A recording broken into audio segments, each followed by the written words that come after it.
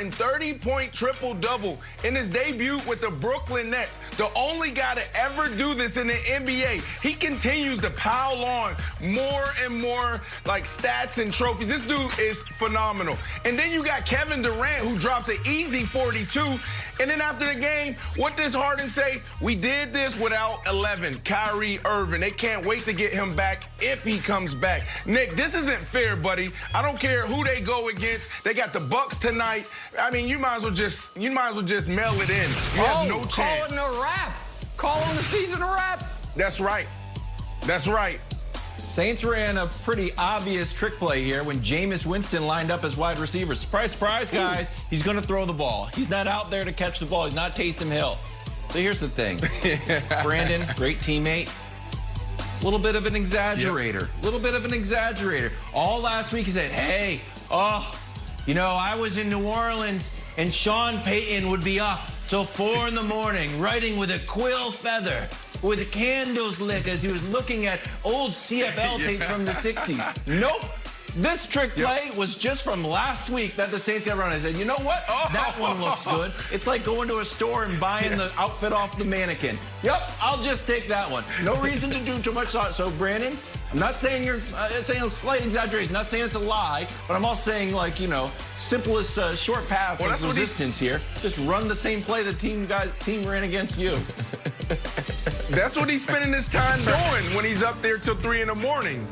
Copycat. All right, folks. Copycatter. Some gambling advice from America's favorite gambler, Nick Wright. Listen, I endorse and encourage gambling with the caveat. The caveat is, do not risk more than you can afford to lose. Consider it paying for entertainment. Any win is a bonus. Which is why I appear to have made a grievous error. Listen, folks, I'm very fortunate. I have a good job. I can afford to lose some money. I don't know that I can afford to lose my dignity. And yet, that is the situation I find myself in, thanks to not taking Wild's or Brandon's advice. Jenna wanted me to go through with this. She actually has asked if she can socially distant come over and participate. I purchased the mustard. But I now am staring at this fate Wednesday afternoon. So congrats, Bills Mafia. It's the greatest moment your franchise had in a quarter century. I'm really not happy for you at all.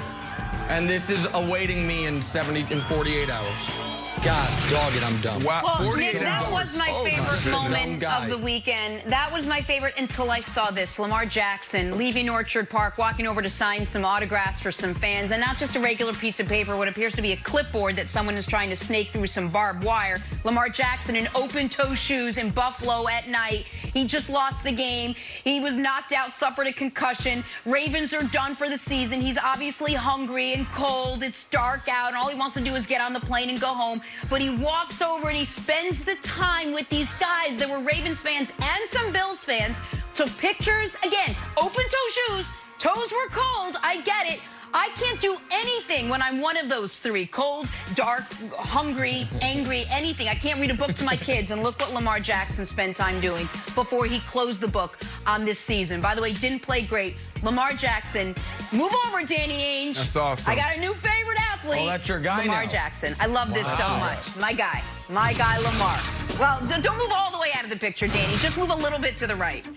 All right, let us head to Kansas City now. This game was supposed to be the most lopsided game of the weekend. Remember? But Chiefs, without Patrick Mahomes for the final quarter plus after he suffered a concussion, were able to do something with Chad Henne under center that nobody thought possible. Coming down to this 4th down play at the end of the game, nobody thought Chiefs would actually run a play here. But look at that, the pass to Tyreek Hill, and that would be your ball game. Chad Henne. Chiefs are moving on. Browns can call it a great season. Baker Mayfield, a great game. I will give them both credit. But Nick must have polished off 6 rolls of Tums watching this one. Nick, how did your Chiefs get the win with Mahomes sidelined? Tums, Jenna, never a doubt.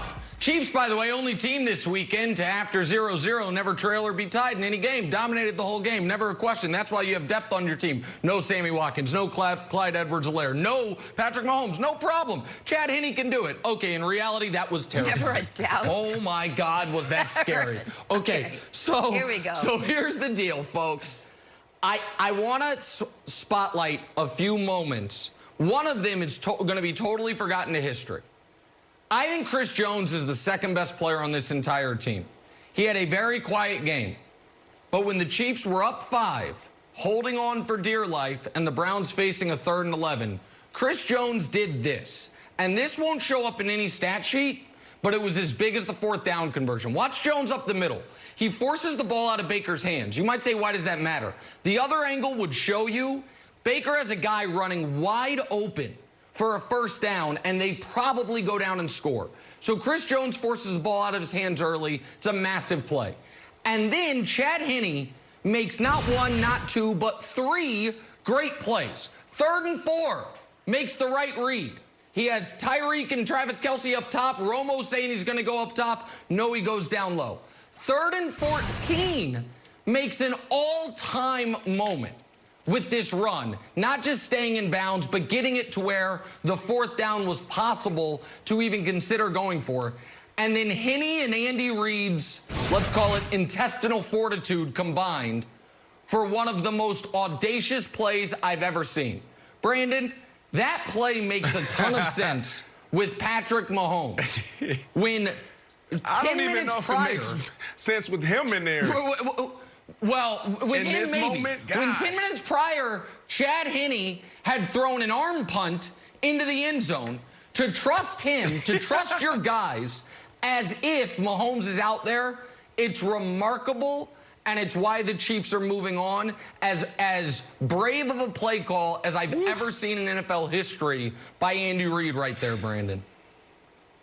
Right. I mean, this was an interesting call. And yeah, they ran this all year. This is old school West Coast. You go back to the 49ers days, you know, sprint right option. You know, that #1 wide receiver's job is to clear it out, and, you know, he'll be the second option. But really, if that flat isn't there, you have nothing. So it's 4th and inches. Game is on the line. I mean, you're playing against the Cleveland Browns. You're trying to repeat, and you call that, and it actually hits. That's just a phenomenal play, phenomenal execution by Andy Reid to Chad Henne.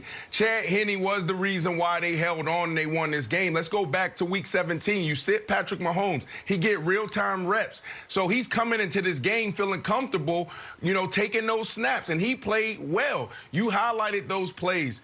But you got to think about what we talked about, probably, Week 6, Week 7, after they beat the Buffalo Bills Wilds.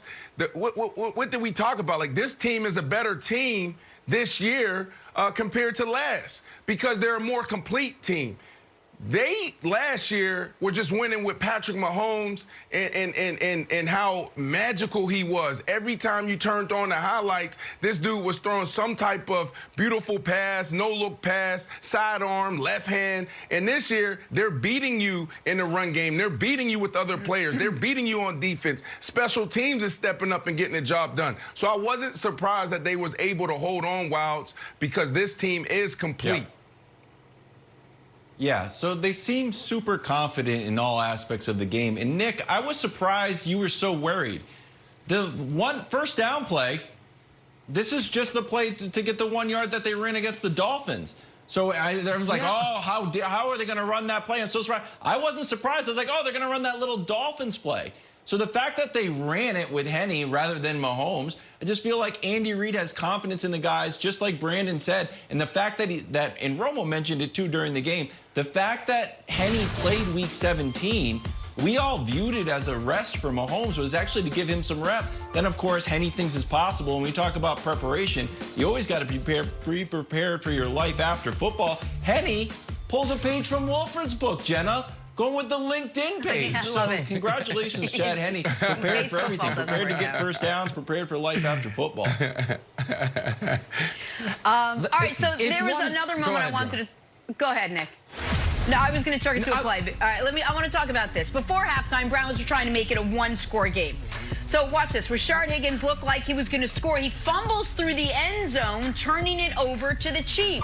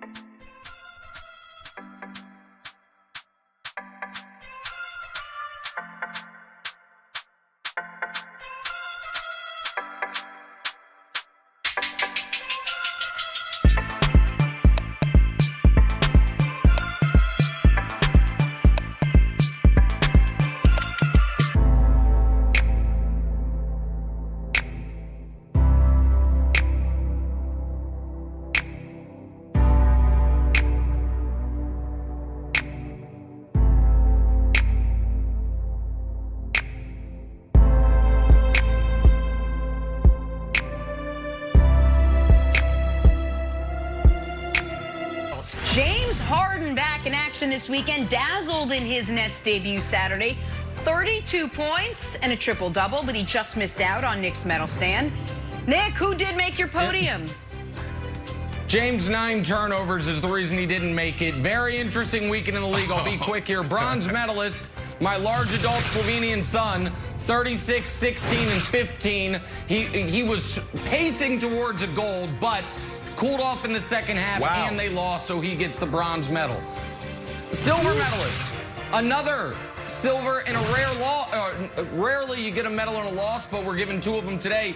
De'Aaron Fox, 43, 13, and 4 in a great game against the Pelicans. Zion was spectacular. He almost made the medal stand as well, but De'Aaron Fox was the best.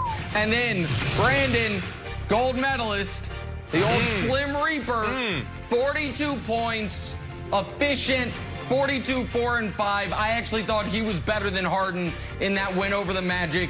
He's been spectacular all year long. He's the gold medalist. That's right. Kevin Durant. That are your NBA medals from this weekend. Nick, I felt like this was the moment where you could have probably given the entire Brooklyn Nets team a gold. You got to think about what's happening right now.